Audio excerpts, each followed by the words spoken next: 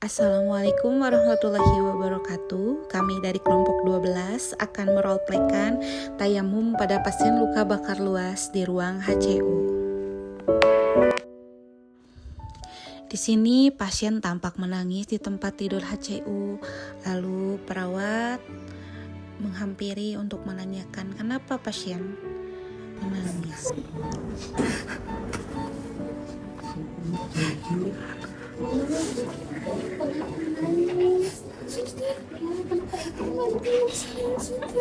Kenapa Bu ya? Saya udah 3 hari nggak sholat, suster.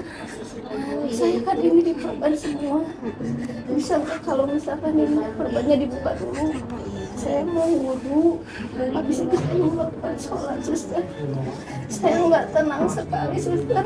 Siap Ibu. Saya udah 3 hari, suster. Siap Ibu, tarik nafas dulu ya. Tenang ya. Ibu jangan merasa khawatir ya. Jangan sedih. Insya Allah kami akan membantu.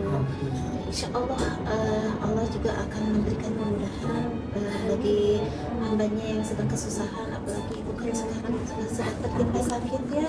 Insya Allah ada kemudahan pada jalannya ya. Ibu mau wudhu, Insya Allah saya akan bantu ibu ya. Ya jangan menangis ibu ya. Tarik nafas ya, Insya Allah kita bantu. Ya, suster, Ya, makasih ya, siap, suster. Ibu. Saya akan siapkan dulu ya. Karena khawatir, lalu anaknya berdiskusi dengan dokter dan perawat mengenai kondisi ibunya.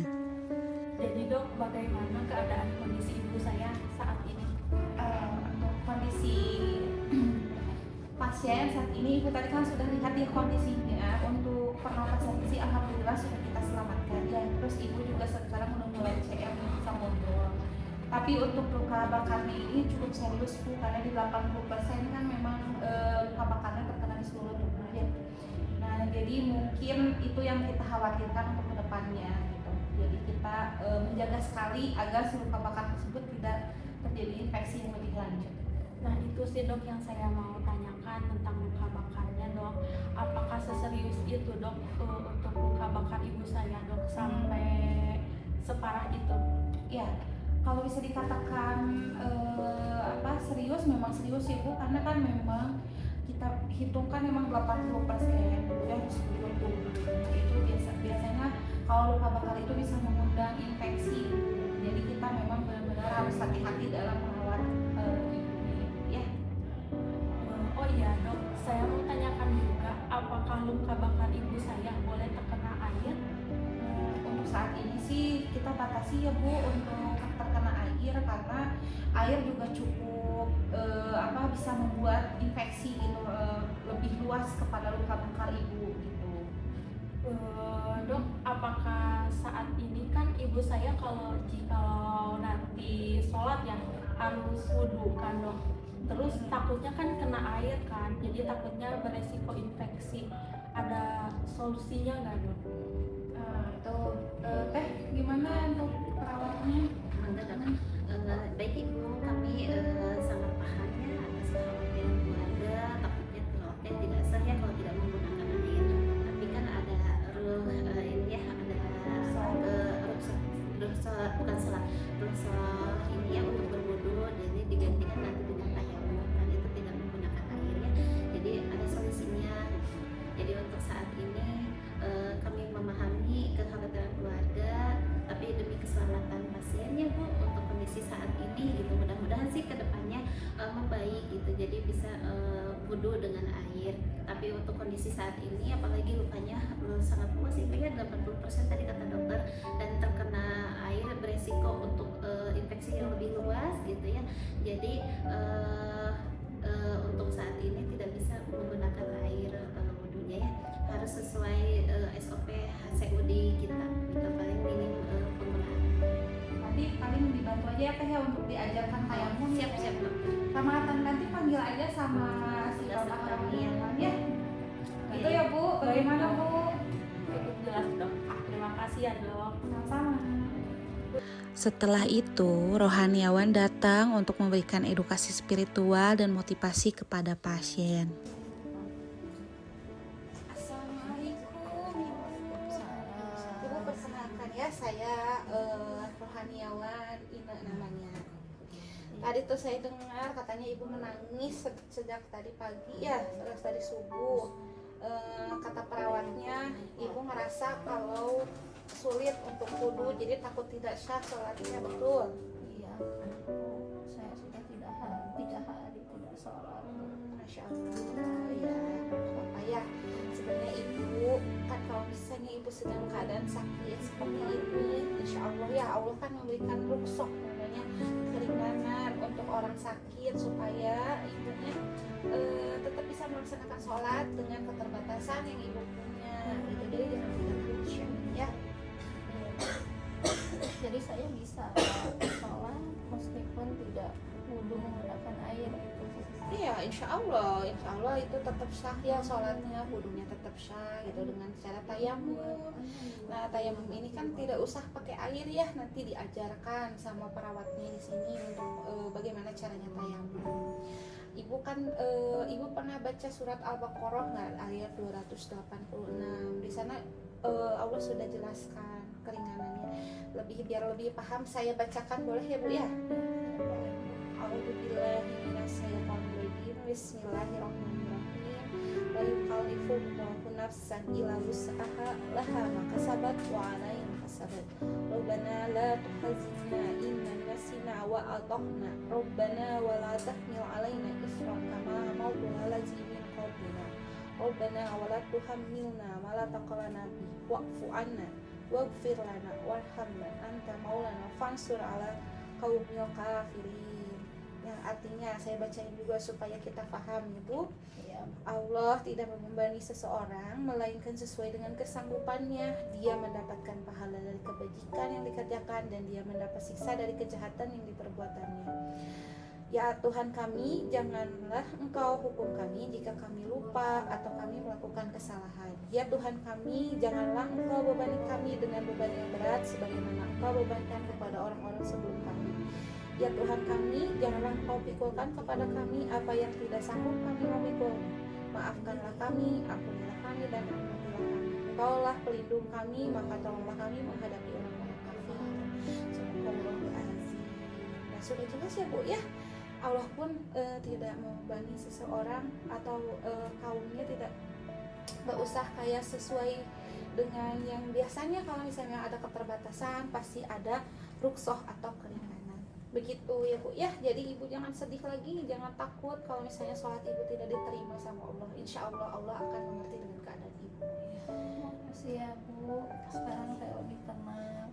Saya bisa melakukan sholat meskipun tidak berwudu, tapi dengan tayamum ya Bu ya. Betul ya, alhamdulillah kalau ibu sudah paham. Nanti diajarkan ya nanti saat zuhur kita coba untuk tayamum. Kalau begitu sama-sama. Kalau begitu saya izin dulu keliling ke tempat pasien yang lain ya ibu ya. Assalamualaikum.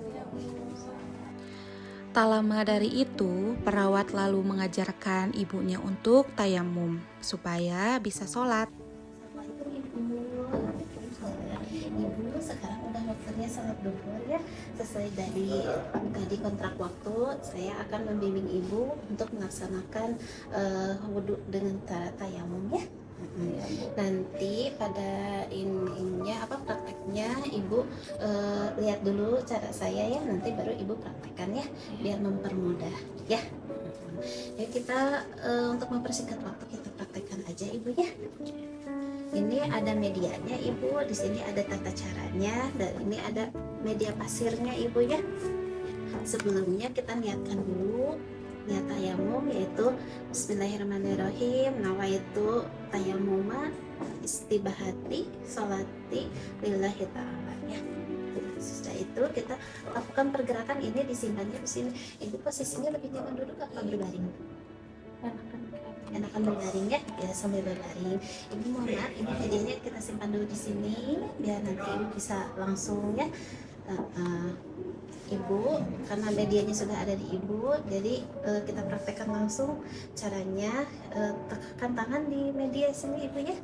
Nah di sini bisa ibu, bisa. Lalu angkat ibu medianya. Ibu bisa memilih salah satu, boleh ditepuk ataupun ditiup ya. Pilih satu, mau ditiup boleh. Sudah ditiup, kita usapkan ke muka kita ya. kemudian kita simpan lagi ke pasir tayamumnya. Udah gitu angkat lagi, lakukan seperti gerakan yang tadi ditiup ya, lalu ke tangan sini, arahnya langsung sini, langsung tangan sebelahnya lagi. Alhamdulillah praktis ibu kan ya. Sudah gitu lalu kita baca doa sesudah wudhu ya. Ibu sudah apa sesudah wudhunya? Boleh disebutkan atau sama saya? Ibu. Baik, Ibu. Saya praktekkan ya. Bacakan doa wudhu. Kita berdoa dulu ya. Pada sesudah wudhu, asyhadu an la ilaha illallah wa asyhadu anna muhammadan rasulullah. Allahumma ij'alni minat taqwamin waj'alni minat mutahhirin. Amin. Baik Ibu, bagaimana Ibu sudah paham, bisa melakukannya sendiri? Sudah bisa ya. Nanti dibantu sama tetehnya ya untuk mengatasi medianya. Ibu saya simpan medianya di sini biar Ibu bisa melakukannya nanti untuk sholat asar selanjutnya ya. Ibu untuk sholatnya mau dibantu atau bisa sendiri? Nanti minta tolong dibantu. Boleh, Ibu ya. Saya simpan di sini ya Teh ya. Ibunya Ibu ngantar sholatnya ya. Baik Ibu, saya permisi dulu Ibu ya. Makasih ya Bu ya. Ya sama-sama Ibu, Terima kasih ya Bu ya. Masya Allah, Alhamdulillah pasien kini bisa beribadah tanpa ragu dan mendukung kesembuhannya.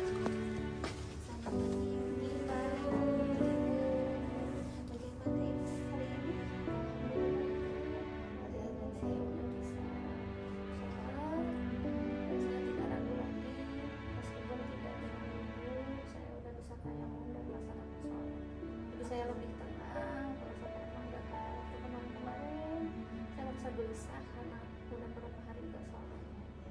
Alhamdulillah Ibu ya, keselamatan Ibu, kesehatan Ibu memang penting bagi kami. Ibadah juga sama pentingnya Ibu ya bagi kami. Jadi kami akan siap membantu demi keselamatan, kesehatan Ibu dan juga ibadah Ibu ya. Makasih ya Ibu. Sama-sama Ibu. Terima kasih juga suster Ibu sudah merawat saya dengan baik dan memfasilitasi ibadah ibu saya. Ibu saya jadi nggak sedih lagi. Alhamdulillah, Masya Allah ya.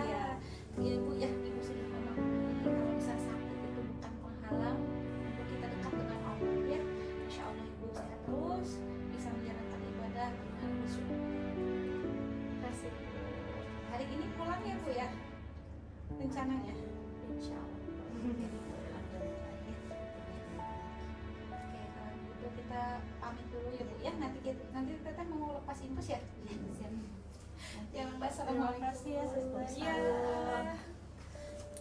Sekian video dari kami. Allah menghendaki kemudahan bagimu dan tidak menghendaki kesukaran bagimu.